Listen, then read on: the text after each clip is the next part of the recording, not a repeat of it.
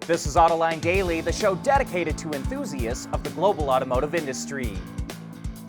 All last year, we were warning that this could happen, and now it's happened. Canada is playing the China card. It's going to slash tariffs on imported Chinese EVs as part of a new strategic partnership with China. Mark Carney, the Canadian Prime Minister, says his country's long-standing and close relationship with the United States is over. The tariffs on Chinese EVs was 100%, now it'll be 6.1%. And Canada will allow 49,000 Chinese EVs into the country. This news broke just as we learned that the market share of U.S.-made cars in Canada hit a historic low. GM, Ford, and Stellantis used to have almost 50% market share. Now it's down to 36%.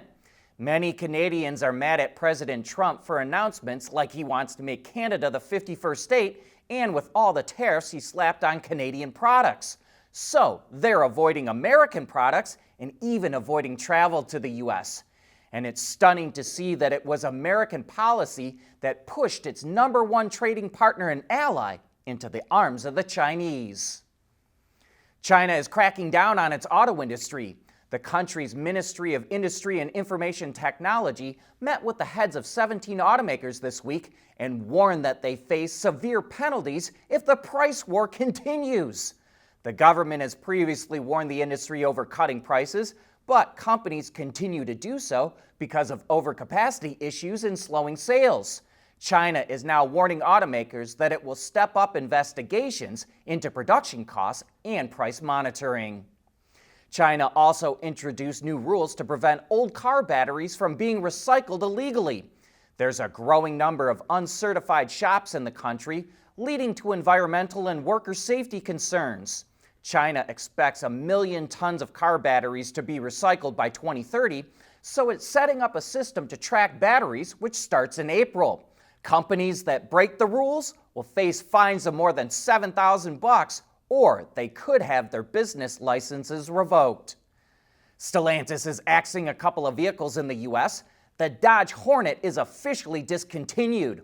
Last year, Stellantis said it would postpone sales of the model for 2026, but now it's officially dead.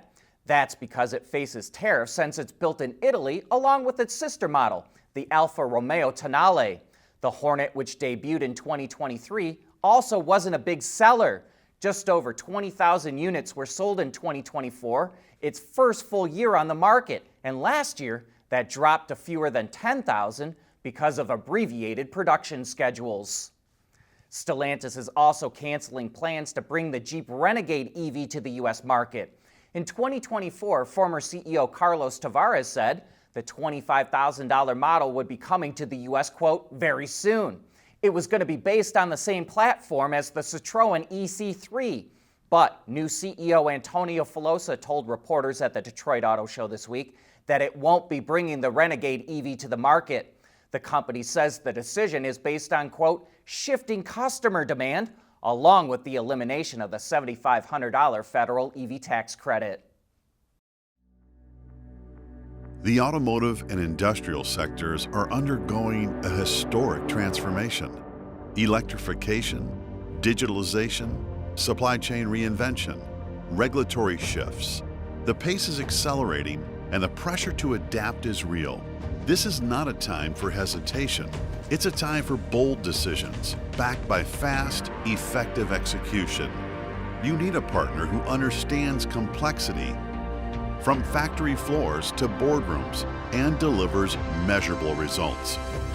That partner is Alex Partners, when it really matters. Ford CEO Jim Farley says the megacasting machines for its new universal EV platform are already up and running at the company's plant in Kentucky. As reported by Inside EVs, Farley provided several updates about the program's progress, including that it's taken on many experimental approaches to new suppliers, but that all the parts are quoted and designed. The company is deep into retrofitting its Kentucky plant for the new EVs, which will require a totally different way of building vehicles and is part of the reason it stopped Escape production. Beyond the assembly line, Ford is able to control prototypes with its in-house developed zonal electronic architecture and software, but it's only basic vehicle functions like turning and stopping. Even so, Farley says the entire program is, quote, literally like the Apollo or Gemini mission within Ford. Speaking of Ford, it could expand its partnership with BYD beyond China. According to reports, it's in talks with BYD about supplying batteries to Ford's factories around the world for its hybrid vehicles. While that wouldn't include the U.S., vehicles made at those factories are shipped to the U.S. However, most of Ford's U.S. hybrids will still come from North American facilities, and sources say no deal is imminent yet. BYD has been a battery supplier to Ford in China since 2020, and the American automaker also has a battery deal with China CATL. Rivian is now building validation versions of its upcoming R2 model at its plant in Normal, Illinois. The EV startup was able to get the plant production ready in 12 months, and the model is on schedule to start delivery in the first half of the year.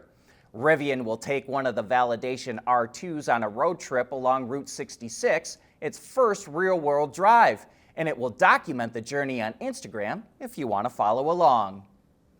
Zeekr claims some of the fastest charging time for its 007 model with LFP batteries, which can go from 10 to 80% in only 10.5 minutes, thanks to its 800-volt architecture. But that was then. In the second quarter of this year, Zeekr says it will upgrade the 007 and its 7 GT model to a 900-volt architecture. And while it didn't announce how that will affect charging time, at the very least it will be more efficient and put less stress on all the charging components. Big news in Formula One in Detroit this week. Cadillac sort of unveiled the livery for its F1 car that included its logo emblazoned on the back of the car and the name of every person involved with the team written on the nose. But GM president Mark Royce later made it clear that this is a test car, not one of the actual race cars, and that it's not the livery that we'll see on the track. Meanwhile, last night, Red Bull unveiled its new livery in Detroit in conjunction with Ford, since Ford is a development partner with the team. A lot of people have the wrong idea that Ford is supplying the engine, which it's not. Red Bull is making its own engine, and Ford is lending its expertise in software and other technical areas. We'll soon see how these cars stack up against each other on the track. They'll be part of a preseason shakedown test in Spain in 2 weeks, and the first race is just a month and a half away in Australia. And that brings us to the end of today's show. Thanks for tuning in, and I hope that you have a great weekend.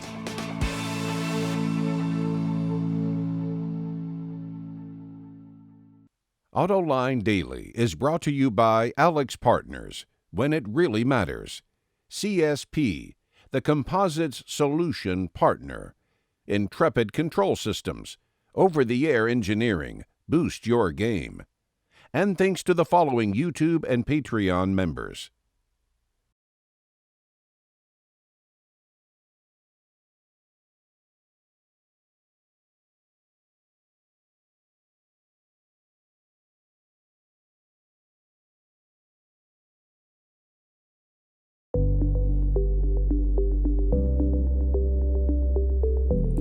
Developing today's vehicles. Issues can happen in an instant. When's the best time to solve a problem? The minute you know you have one. Meet Wireless NeoVi Cloud, your secure, off-the-shelf solution empowering real-time collaboration for quick resolution. With Wireless NeoVi Cloud, your team can prevent issues before they can escalate. Driver communication data and remote diagnostics to analyze and resolve your problems using OTA, allowing your executives oversight throughout the process. Wireless NeoVi Cloud, your vehicle update solution in production and on the road. Intrepid Control Systems, driven by your data.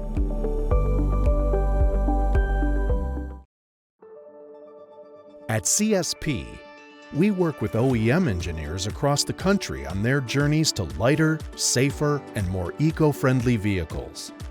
Learn more at thecsp.com.